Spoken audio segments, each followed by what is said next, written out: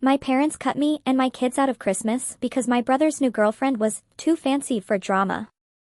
I said a no big deal and hung up, but when they all came to my door the next day, she took one look at me and said, "Wait.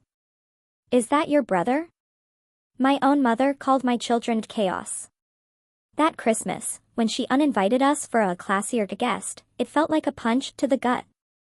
What she didn't know was that her golden child's perfect, pristine wedding was about to become the most unexpected stage for a truth they desperately tried to bury. I was sanding a custom table in my shop, the scent of oak and sawdust thick in the air. The phone buzzed, cutting through the quiet hum of my work, and I expected the usual festive chatter. What I got instead sent a cold shiver down my spine. "I'm Caleb, 35. Single dad to Harper, 7, and Finn, 5. I run my own carpentry business, small but steady, built from nothing after my ex left when Finn was still in diapers. My world revolved around those two little goofballs, the smell of sawdust, and usually, the festive rush of Christmas calls. Or it used to. Family, right? Always complicated. My mom, Carol, always said she was old-fashioned. What that really meant was she played favorites and expected everyone to just pretend not to notice. My dad, David, had never crossed her in 40 years. They lived 2 hours away in a big colonial house, always decorated like a department store display for the holidays. Growing up, Christmas was sacred. Matching pajamas, Carol's famous cinnamon rolls, David reading the same dusty storybook by the fireplace. It was the one time things felt unbroken. Even after my divorce, after everything fell apart, they insisted I bring the kids every year. "It wouldn't be Christmas without you," Mom would say. This year, though? That changed. Drastically. It started in late November. My phone buzzed. Carol on the screen. I wiped sawdust from my hands, expecting her usual cheerful voice, asking what Harper and Finn wanted from Santa. Instead, her tone was clipped. Formal, like she was talking to a colleague she barely tolerated. "Caleb," she began, "we're keeping Christmas small this year." I blinked. Small? What do you mean? "Well, it's just going to be Ryan, his new girlfriend, and us. Very intimate. Quiet. No noise." A long pause. I could almost hear her chewing on her lip, a habit she had before delivering a veiled insult. My stomach dropped. I knew what was coming. She's a very refined woman, Caleb. Very classy. She's used to a certain kind of atmosphere. I'd endured years of backhanded compliments. Passive digs about being a single dad. Veiled comments about my kids being spirited. But this? This was a new low. "So, Harper and Finn aren't invited because your guest is allergic to laughter?" Carol quickly said, "It's not personal." She's very poised. I think she might be overwhelmed by chaos. Chaos. That's what she called my children. The two people I loved most. The ones who still believed in Santa, who left carrots for reindeer, who made glitter-covered ornaments for her classy fake tree. A hot rage surged in my chest, but I swallowed it. "No problem," I said, my voice dead flat. "Caleb." She started. I hung up.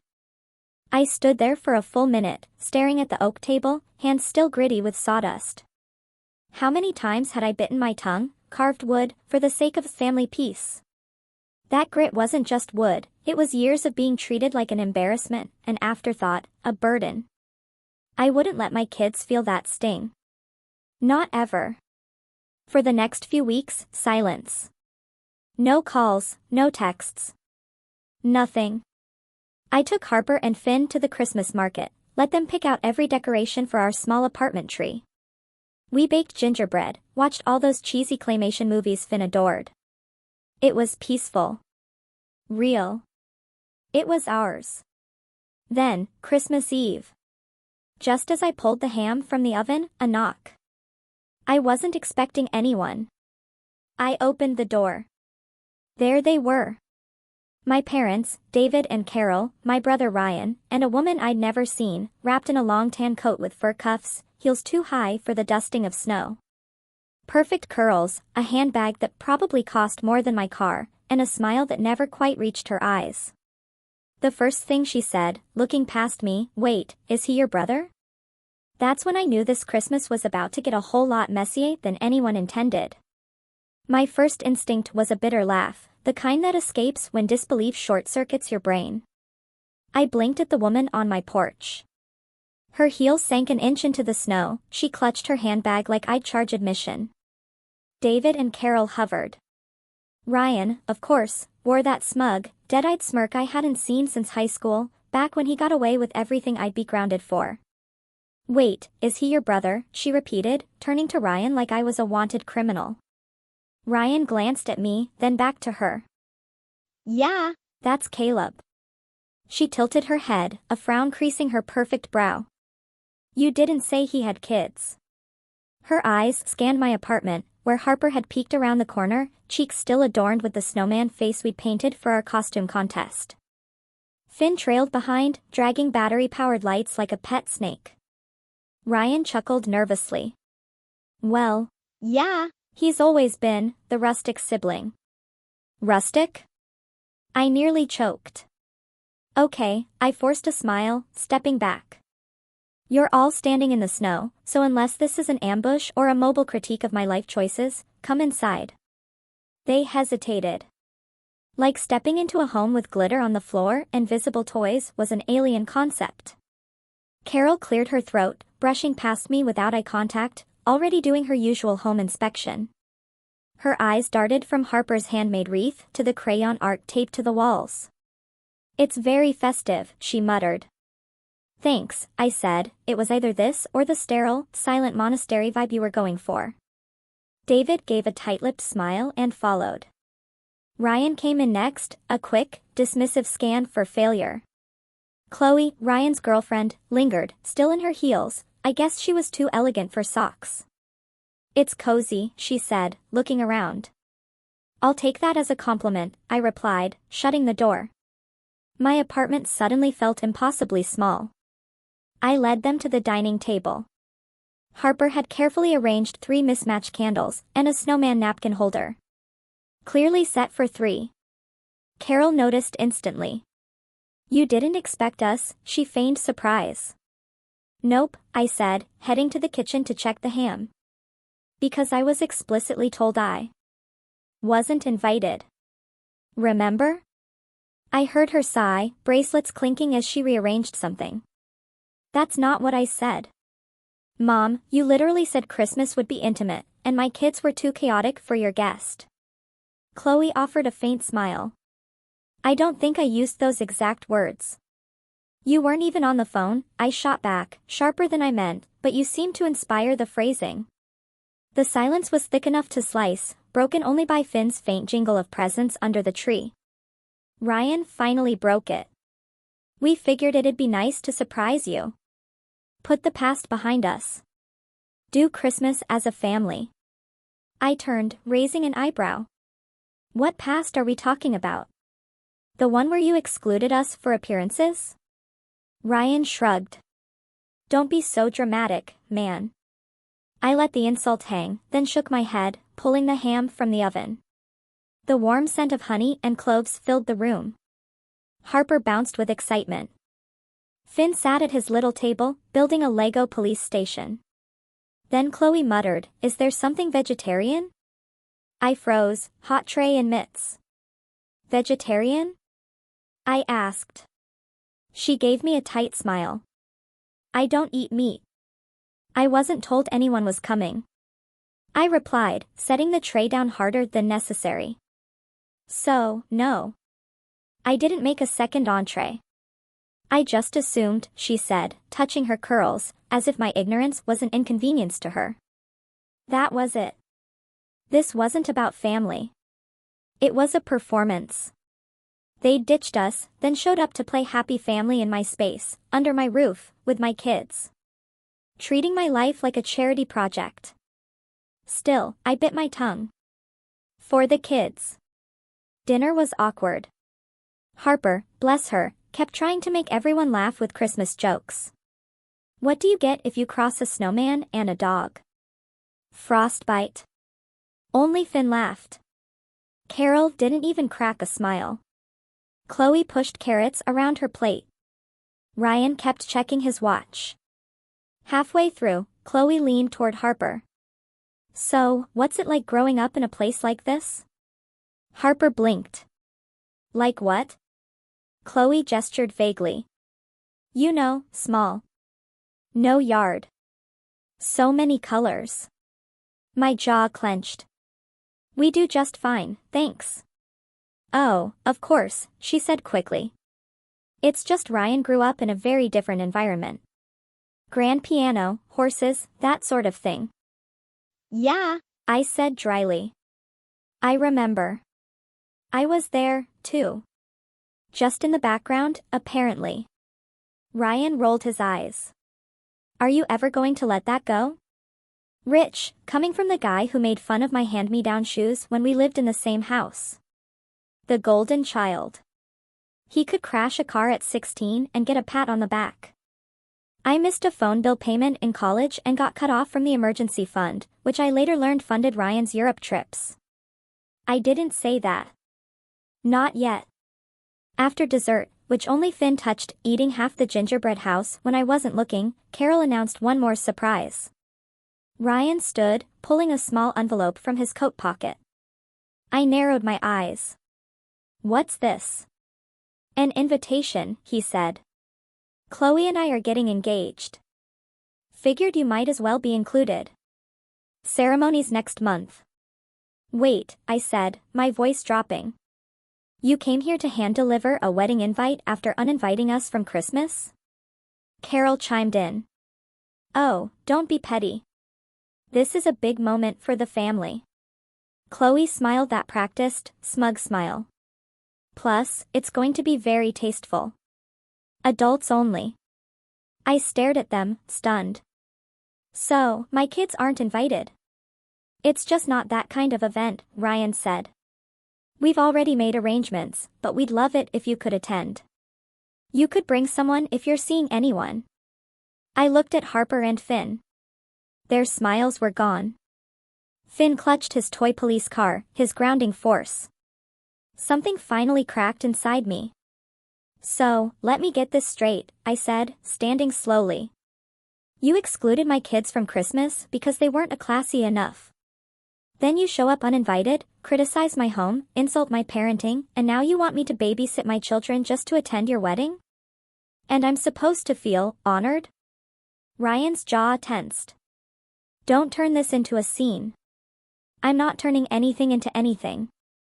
I'm finally saying it out loud. Carol stood, her voice sharp. Caleb, you're being ungrateful. We came all this way. No, I interrupted. You didn't come here for us. You came to show off. To parade your shiny new future in front of the messy parts of your past. But I'm done pretending. The room went still. Chloe adjusted her coat, standing as if the air in my modest apartment was too much for her curated lungs. She looked at me. Wow, you really are his brother. That's when Harper quietly slipped her hand into mine. Dad, are they going to make us leave our house? I knelt, looking into her terrified eyes. No, baby. This is our home. No one's kicking us out. Behind me, Carol sighed heavily. Well, I guess we should go if you're going to be like this. I think that's a great idea, I said. I walked to the door, opened it wide. Snow fell again. The wind howled, making the silence unbearable. One by one, they filed out. David avoided my eyes. Carol mumbled about me, coming to my senses. Ryan looked annoyed, like I'd ruined his perfectly crafted image. Chloe stepped out last. But before she did, she glanced back, her eyes scanning my face. Then she said something that made the hairs on my neck stand up. Ryan never told me you were the one who stayed behind and looked after their parents when they lost everything that year. Funny how people leave out the important parts. She stepped into the snow, heels crunching. That's when I knew she didn't know everything about Ryan. Not yet. After the door closed, their footsteps fading into the snowy night, I stood there, long after they were gone. The living room still smelled of ham and cinnamon, but it felt like the warmth had been vacuumed right out. Harper curled back onto the couch under our movie night blanket. Finn watched their taillights vanish into the darkness. I didn't sleep that night. Laying in bed, listening to every creak, every gust of wind, Chloe's words kept looping. Funny how people leave out the important parts. The way she said it, it felt like she saw cracks in Ryan's golden boy facade. Like she knew there was more. But instead of vindication, I felt hollow. Because the truth was, I'd let it all happen. The next morning, the quiet set in. Holidays ended. Decorations came down. School started. Orders at the shop slowed. January always meant fewer custom jobs. My bills didn't slow down. And I was just tired. Not bone-deep tired, but soul-deep tired. The kind that settles in your chest and just stays. Carol didn't call. David texted once a week, hope the kids had a nice Christmas. Let us know if you want to talk. I never replied. Ryan? Not a word. No thanks, no apology, not even a follow-up about the wedding. I assumed I was no longer expected. It should have been a clean break, right? My chance to protect my kids from that cycle.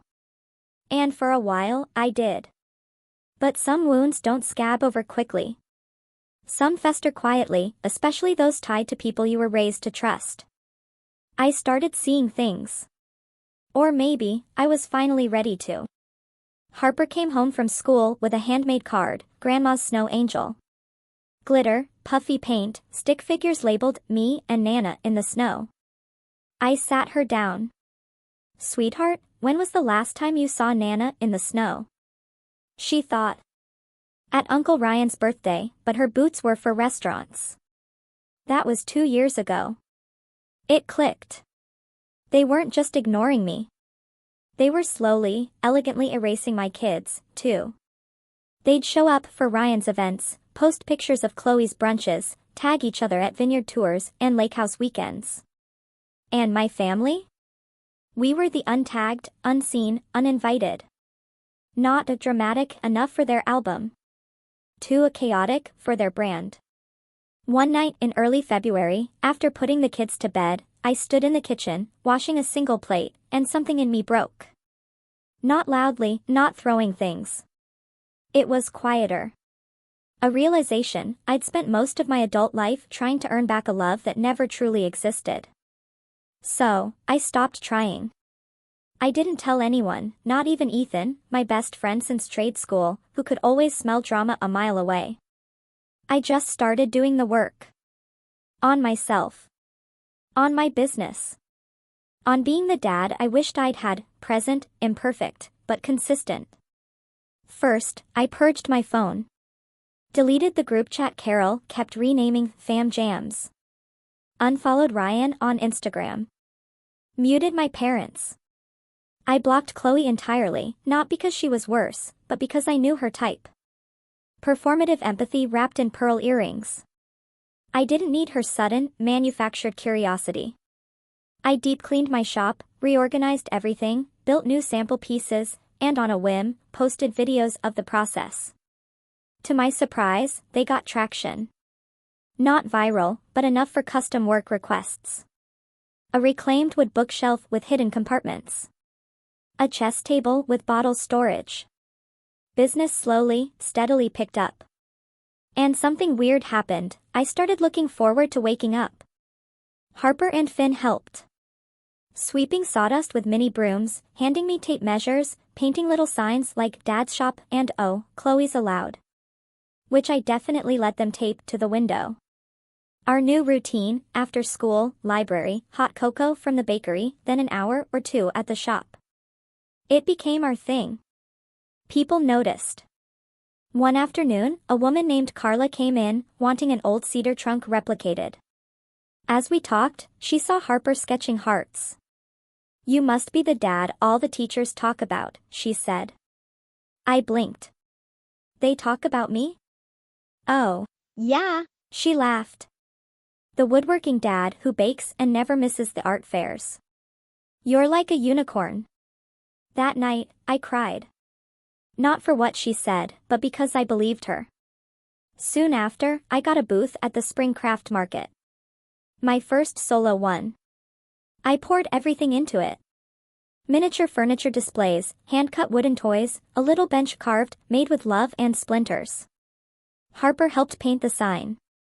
Finn tested every toy's durability, usually by throwing them at the couch. The market weekend was crisp, sunny, packed. People stopped just to watch me work. Kids crowded around my "ask me what this tool does" chalkboard. Harper loved playing tour guide. Finn gave high fives like candy. By Sunday's end, I had 3 weeks of commissions and a coffee-stained notebook of compliments. One stuck: "Your kids shine because you do." Never forget that. I didn't. I framed it. Then came March. The official wedding invitation. Not by mail, but a group email, Ryan's way of streamlining the guest list. All digital. Going green, less chaos, more class. Attached was a PDF, pastel floral border, itinerary, pre-ceremony yoga, golden hour, cocktail hour, and a bolded note: "Please note, this event is child-free. Exceptions will not be made." There it was again. Chaos. Like it was a dirty word. Like it was me. The RSVP link stared. Attending. Dietary restrictions. I clicked neither. Instead, I opened a blank Word document and started a list, all the times I stayed silent. That summer David forgot to pick me up from baseball camp because Ryan had a violin recital. That Christmas Eve when Carol replaced my gift with socks after I spilled juice on her tablecloth. The family reunion where Ryan thanked everyone who mattered, and I laughed too loudly, only to be told I was embarrassing myself. Page after page. It wasn't revenge. Not yet. It was about remembering, on my terms. But I didn't know, not yet, that someone else was about to remember, too. Someone unexpected. And this time, it wouldn't be so easy to ignore the chaos. I didn't attend Ryan's wedding. Didn't even RSVP.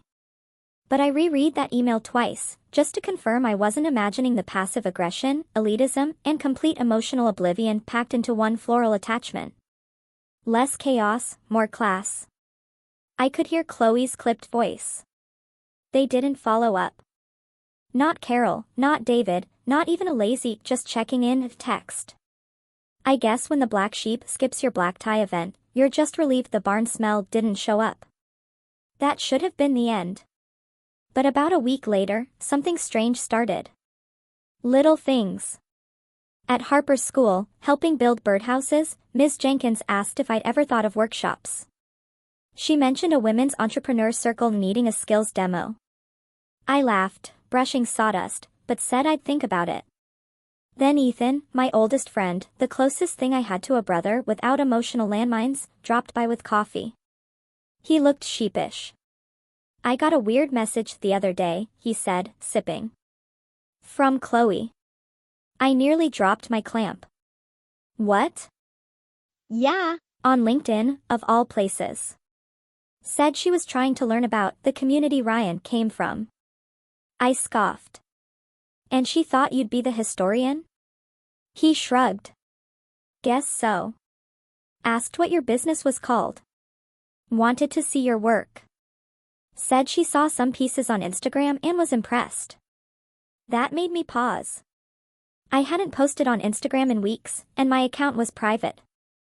But Harper used my phone to record time-lapse of me building, uploading snippets to YouTube Shorts. I figured only DIY nerds watched. I was wrong. That night, I checked the stats. One video, a sped-up clip of me building a wooden toy barn while Finn handed me nails like a foreman, had over 200,000 views. Comments filled with strangers: "This dad's a whole vibe. Imagine having a childhood like this. Love wins.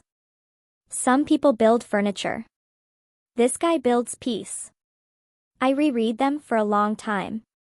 Then, just for kicks, I typed Ryan wedding. Into the search bar. That's when I found her, Chloe. Her public Pinterest board, elegant farmhouse vows, full of champagne napkins, reclaimed barnwood arches, vintage furniture. She had pinned my work. Several times. At first, I felt sick. Then, something else settled in. Not rage. Not hurt.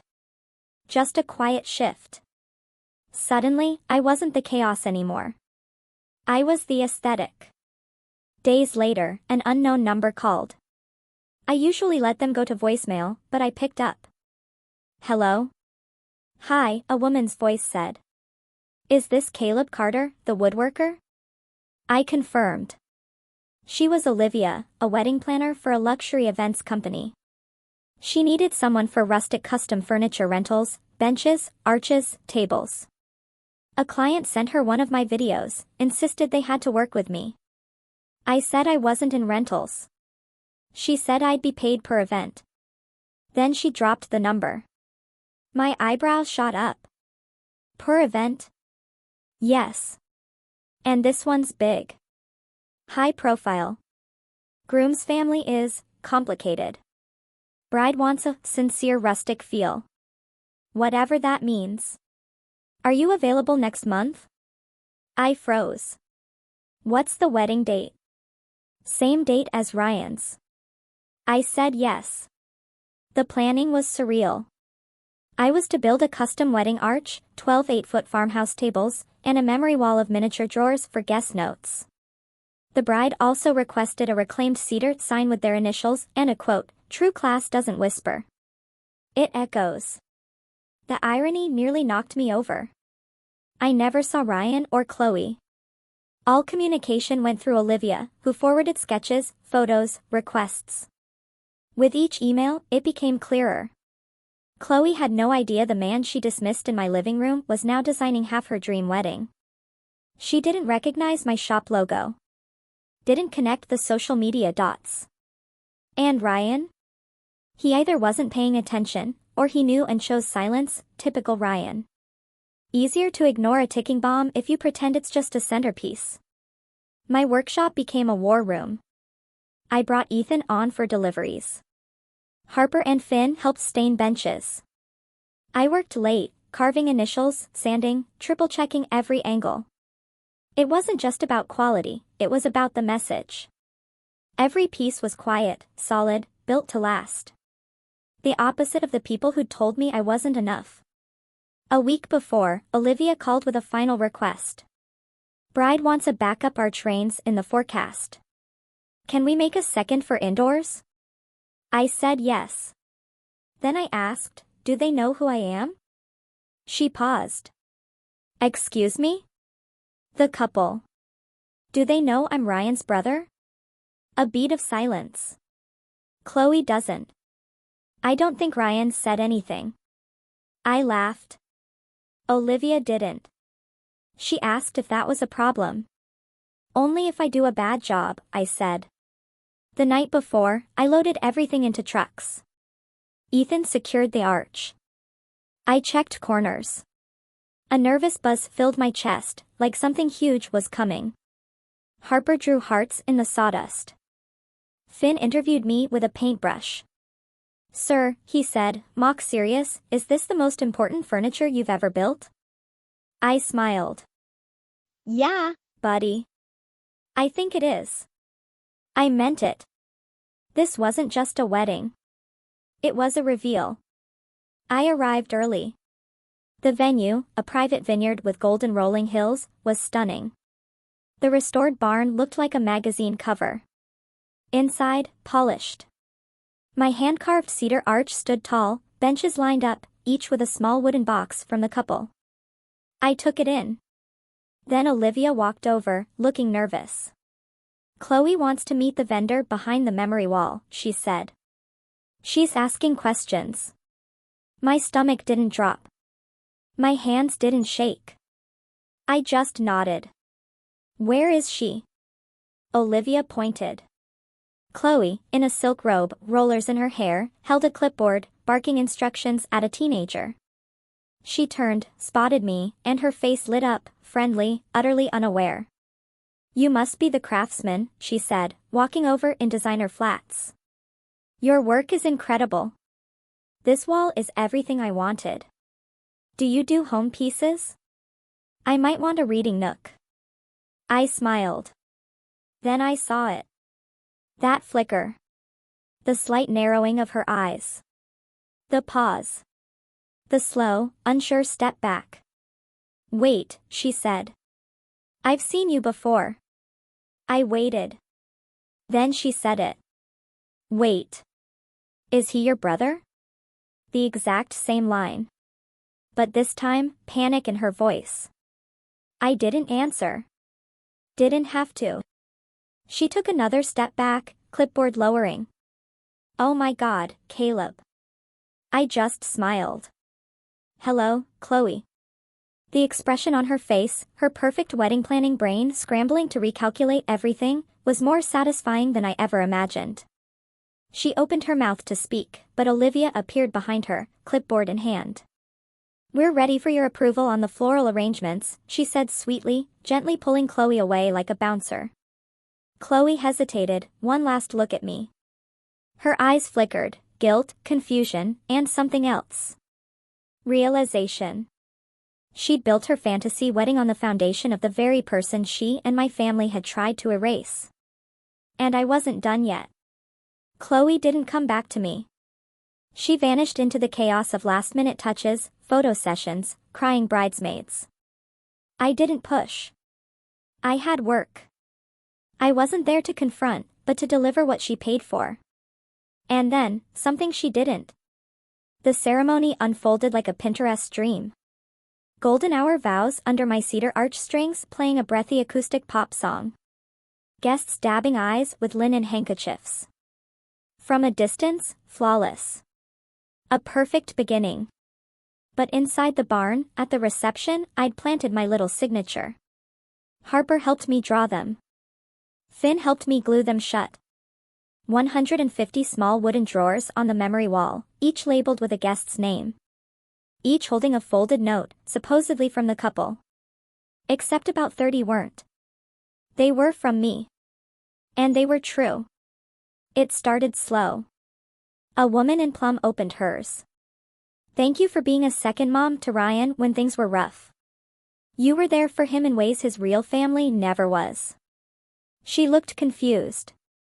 A man in a suit read, I still remember the summer Ryan stayed with you after David lost his job and the house almost went under. You saved him. He blinked, whispering, David lost his job. Someone else read, I'll never forget how hard Caleb stepped in to cover Carol and David's mortgage behind the scenes. He never wanted recognition, just peace. But I saw it. I'll always remember. Voices rose. Heads turned. People compared notes. Some thrilled, wow, I didn't know Ryan was so open. Others, less so. The best man got one, you were right about me not being a real brother. I took the easy road. Thanks for always being there for him when I wasn't. He read it, then looked at me, standing by the wall, hands in my pockets. He mouthed, you wrote this? I winked. The real chaos began when Chloe's maid of honor pulled her note. She gasped. The music played, but conversation shifted. Whispers. Watching. Drawers passed like evidence. Then a shout, hey, Chloe, did you actually grow up with horses, or was that part of the theme? Laughter rippled. She froze. Another guest, this says Ryan's brother paid off their family's debt during the recession, but I thought you told us they were trust fund kids. Ryan spun, trying to follow the noise. Someone else held up a note and read aloud, I spent years being called Chaos while Ryan played Prince. Funny how you can scrub a name from the guest list, but not from the story. That one got applause. Chloe's face drained. She stormed toward me, heels clicking like a bomb, designer gown dragging through spilled champagne. What did you do? She hissed, eyes wide. I didn't flinch. Gave you exactly what you wanted. A memory wall full of truth. Ryan appeared, red-faced. Are you insane? You've ruined everything. I smiled. You did that the day you pretended your only sibling didn't exist. Guests formed clusters, comparing notes. One woman, someone's aunt, held up hers, declaring, I told y'all he wasn't the only decent one in that family. Chloe grabbed my arm, hissing low. Do you have any idea how much this cost us? I met her gaze, calm. About what it cost me to raise 2 kids alone while your future husband pretended we didn't exist. She blinked. The wheels were turning. She wasn't used to defense. You won't get away with this, she said. Oh, I said. I already did. I didn't stay. No interest in watching the facade crumble in real time. I left while the music played, walked into the cool night air, and drove home with Harper and Finn passed out in the back seat. The next morning, my phone blew up. Ethan sent a screenshot, a guest's photo of the memory wall, captioned, when the black sheep turns out to be the real backbone, wedding truth bombs dropped like confetti. Hashtag rustic revenge. Over 2,000 shares. DMs flooded in. Former classmates, distant cousins, strangers. Caleb, I had no idea. Your work is incredible. Do you take commissions? My niece is getting married. We'd love a memory wall. Real or revenge themed? I laughed until I cried. A week later, my parents called. Not a text, not an email. A call. I let it ring twice. Caleb, Carol said, voice brittle. We need to talk. I waited. We saw the videos, she continued. The wedding fallout. Ryan is furious. Sounds rough. David chimed in. You embarrassed the family. No, I said. I reminded them we existed. Silence. Then Carol asked the thing that finally made me hang up. Is there any chance you'd be willing to apologize to Chloe? I didn't respond. Just pressed end. I haven't spoken to them since. Ryan and Chloe moved their honeymoon up, somewhere offline. I heard they're rebranding the story, telling friends I went rogue, that I was bitter, jealous. Some believed them. But most saw through it. Because when the music fades, and the champagne dries, people remember one thing, the truth that made them feel something. My shop is busier than ever. Expanded into a bigger space. Ethan's full-time. Harper and Finn still run around, paint on their fingers, helping with drawer handles and testing rocking chairs. Our new sign reads, Chaos and Company, handcrafted stories in wood. People love it. Ask what it means. I just smile and say, it's a long story. And when I lock up at night, kiss my kids goodnight, and finally sit in the quiet, I think about all the years I stayed small to keep others comfortable. Not anymore. Not ever again. I built a life they tried to erase. And then, I signed my name across their fairy tale. Turns out, the chaos had class all along. I wonder, what's a truth you've been holding on to, just waiting for the right moment to share?